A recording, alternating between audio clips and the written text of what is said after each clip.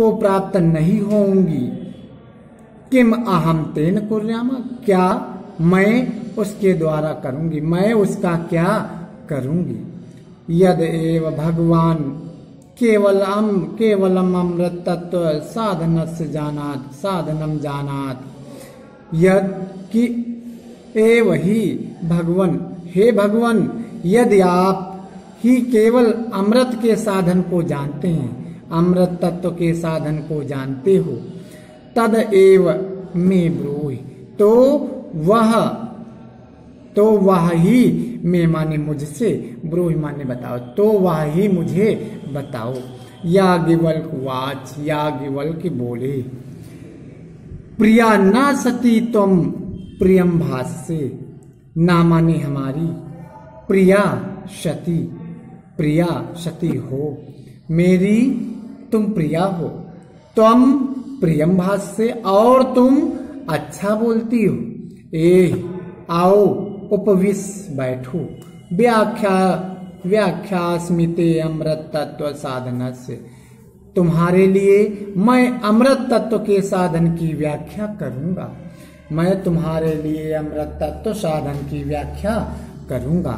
Yajnavalkya watch, Yajnavalkya बोले, न वा अरे मैत्रेयी, अरे मैत्रेयी, पत्यु कामाय पति प्रियो भवत, पति की कामना के लिए, इच्छा पूर्ति के लिए पति प्रिय होता है।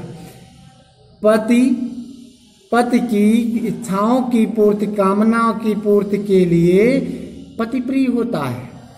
आत्मना, अपने लिए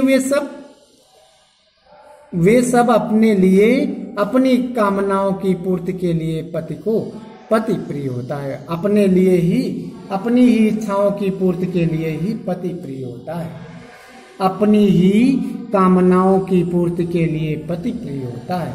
नावारे अरे मैत्रेयी, जाया कामाय जाया प्रिया भवति, पत्नी की इच्छाओं की पूर्ति के लिए पत्नी प्रिय होती है, पत्नी की इच्छाओं की पूर्ति के लिए पत्नी प्रिय होती है।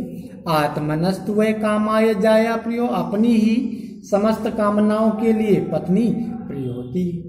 नवारे पुत्रस्य वित्तश्च च कामाय पुत्रो वित्तम वा प्रियम भवति, अरे मैत्रेयी, पुत्र और धन, कामाय कामना की पूर्ति के लिए पुत्र और धन प्रिय होता है।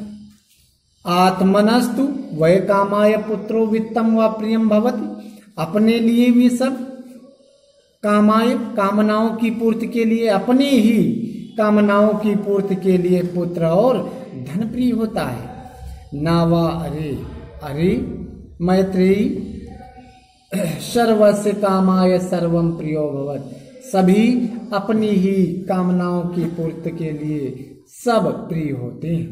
आत्मनस्तु वै कामाय सर्वम प्रियम भवति, अपनी ही समस्त कामनाओं के लिए सभी प्रिय होती हैं। तात्पर्य इसका, इस पैराग्राफ का तात्पर्य ये है, मनुष्य के लिए पत्नी अपने लिए प्रिय नहीं होती है, क्योंकि वो स्वार्थवश सबके लिए प्रिय होती है। स्वार्थ के लिए पुत्र, पति, पत्नी, धन सब स्वार्थ हित के लिए ही होता है, तथापि उस प्रकार से नहीं है। और तस्मात् आत्मा वा अरे मैत्रेयी, उससे भी इसलिए अरे मैत्रेयी